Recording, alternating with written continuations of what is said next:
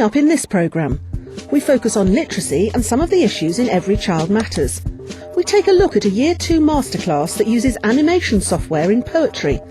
And we focus on a group of Key Stage 2 children using digital photography to explore bullying. And there are more top tips. My top tip is invest in a USB pen drive. It's a great way to transport information from one place to another.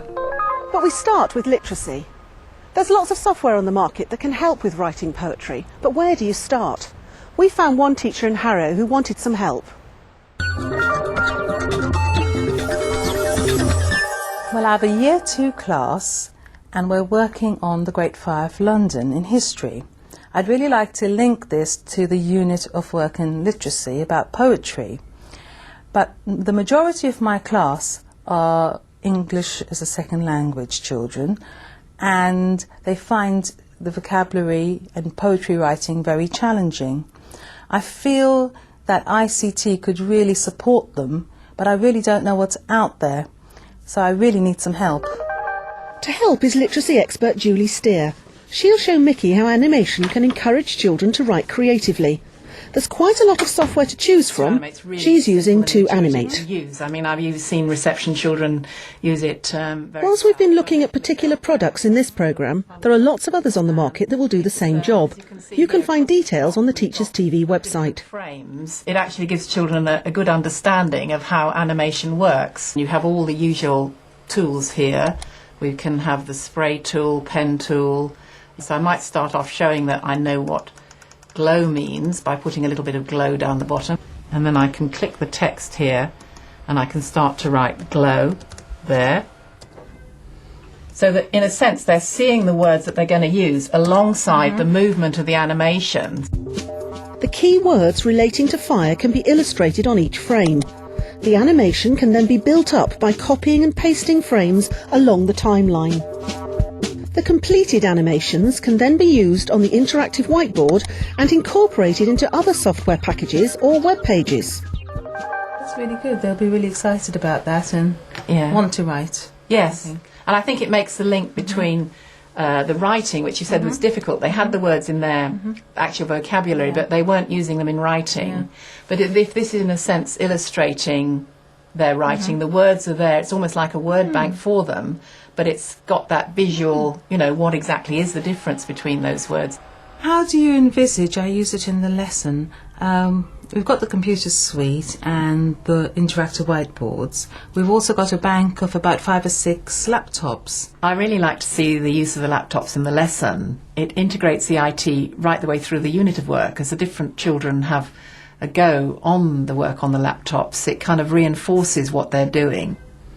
It's really good to have a paper-based task as well, because obviously with only 5 or 6 laptops, not all the children can use laptops at once, and it helps to engage all the children in the work, and they'll all have a chance to do their work on laptops later on. I think that the children have got a certain competence. It'll obviously be challenging for some of them, which is what I want, but I think it's going to be an exciting thing to do. With Julie watching, Mickey begins her lesson by showing the class how to use the software on the interactive whiteboard. And I'm going to make some wiggly lines and twisting and turning and swirling, a bit like you did your finger painting. It's really good to demonstrate on a whiteboard like this so the whole class can see what to do, and I like the way she's got the children involved in doing that. She divides the class in half. One group write poems on the laptops and the other carry out a paper-based exercise using printouts from the animations Mickey has made. Hey, you can use that thing.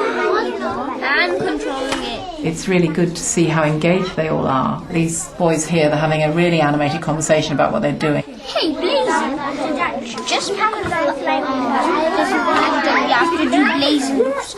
Last time you both done blazons.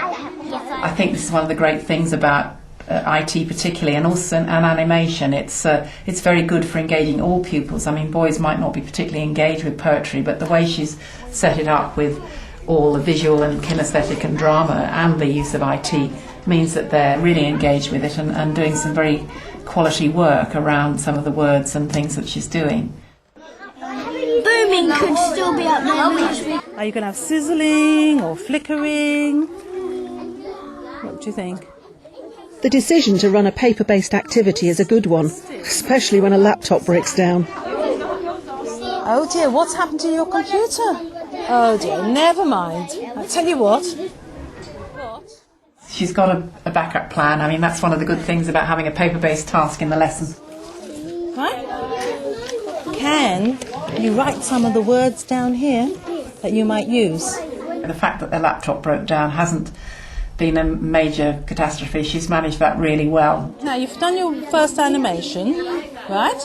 Now you need to go on to the next odd number. So you need to drag from frame 1 to frame 3. Okay. Now do the other half of the red. The animation has worked. It's clear from the lesson that the children have been able to create simple poems. They'll form the basis of longer pieces of writing. Nikki ends the lesson by encouraging the children to perform their completed poems alongside the finished animations. Flaming, crackling, turning, crashing, bashing, booming. I think all the children did very well, including the children with English and additional language. They obviously seem to have understood the vocabulary and used it really well in the work they've done. The children are really confident with using it. They picked it up really quickly, and I think they will come out with some other ideas of how we can use it. To animate really helped them to show that they knew what spark meant, they knew what flicker meant, they knew what glow meant. Whether they wrote the words or not, their animations showed that. I could see lots and lots of uses for it in the future. If you want to find out more about the range of animation software available, then visit the Teachers TV website. When pupils are using the internet to find information, always try and select some websites first. It's amazing how much time pupils can waste searching the internet and not find the information you'd like them to. My top tip is always try the equipment before the lesson starts. Otherwise, you might find yourself being caught out.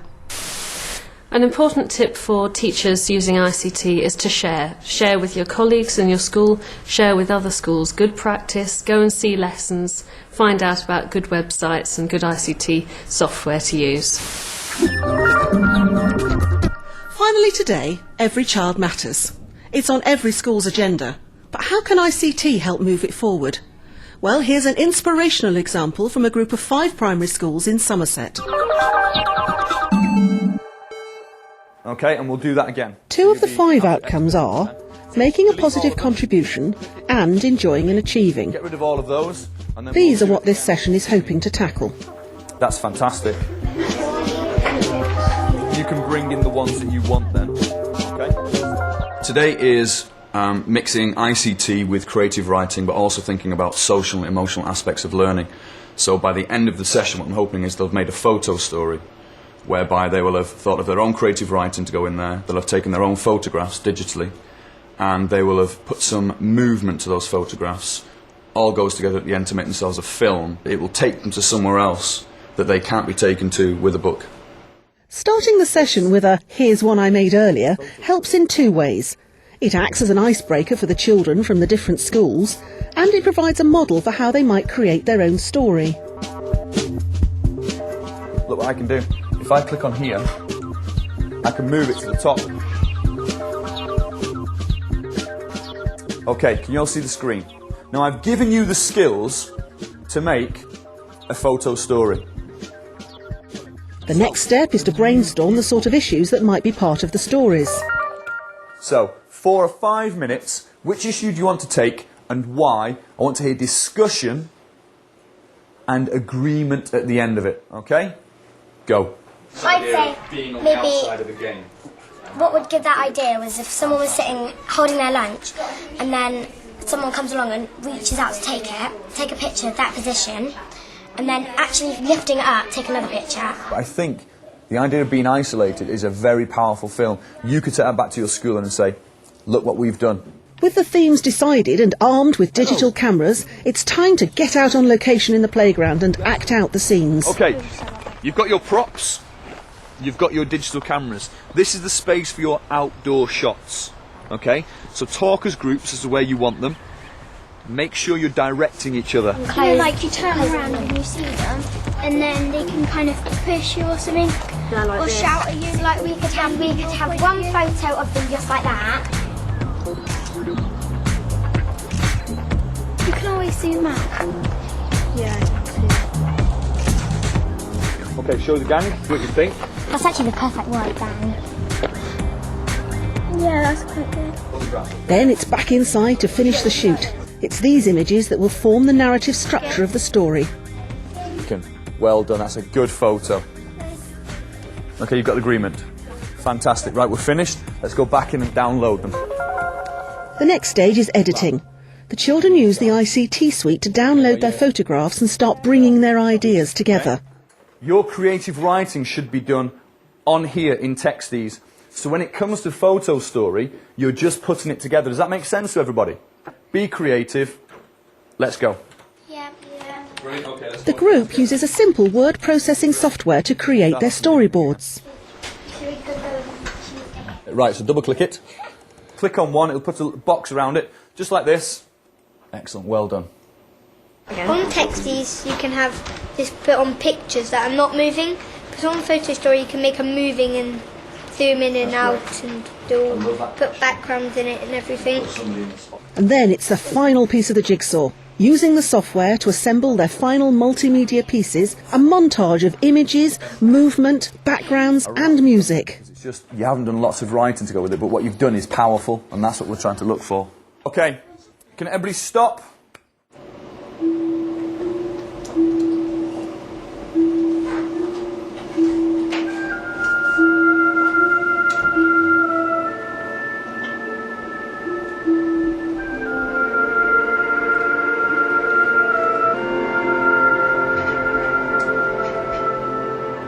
Fantastic, well done. Jemima, let's have a look.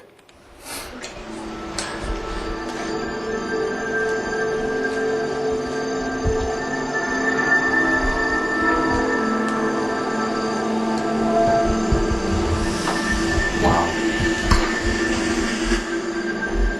Brilliant zoom out. Fantastic. Unfortunately, guys, we've come to the end of our session. Enjoyed yourselves? Yeah. Brilliant. Lots of schools focus on bullying in their work on Every Child Matters. So what does Steve think are the advantages of using ICT?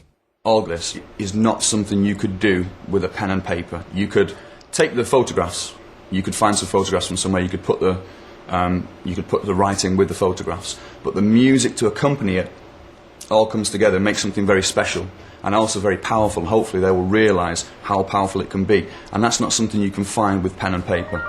Well, that's about it for this programme. But before we go, here's a literacy top tip from me. I always set the computer screensaver in my classroom to show the homepage of an author's website. Helps encourage children to get reading. Don't forget you can find information about this programme or any of the others in the series by visiting the Teachers TV website. Bye for now.